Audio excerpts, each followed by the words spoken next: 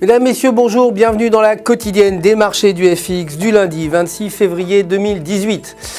Wall Street a clôturé en hausse vendredi grâce aux gains enregistrés dans les secteurs des services aux collectivités locales, du pétrole et du gaz et des technologies. Le Dow Jones a augmenté de 1,39%, le S&P 500 de 1,50%, le Nasdaq a gagné également 1,77%.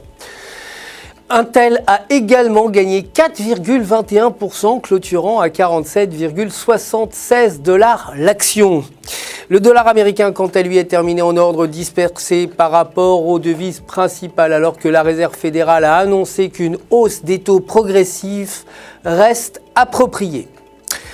Aujourd'hui, les ventes de nouveaux logements sont prévues à 655 000 contre 625 000 précédemment. Côté matières premières, l'or a terminé en baisse, clôturant à 1329 $ l'once. Les anticipations de plusieurs hausses des taux américains cette année ayant continué de soutenir largement le billet vert. Le pétrole brut, quant à lui, a progressé à 63,55 $ le baril, soutenu par l'annonce des perturbations de l'offre en Libye, qui a compensé les inquiétudes persistantes sur les niveaux de production aux États-Unis. Côté devise, l'euro a diminué face au dollar américain et a clôturé à 1,2294. Sur le graphique horaire, la paire évolue sous la bande médiane des bandes de Bollinger à 1,2303 avec un MACD négatif, et la paire pourrait ainsi revenir vers 1,2100 alors qu'un franchissement de la bande inférieure pourrait pousser la paire plus haut en direction des 1,2500.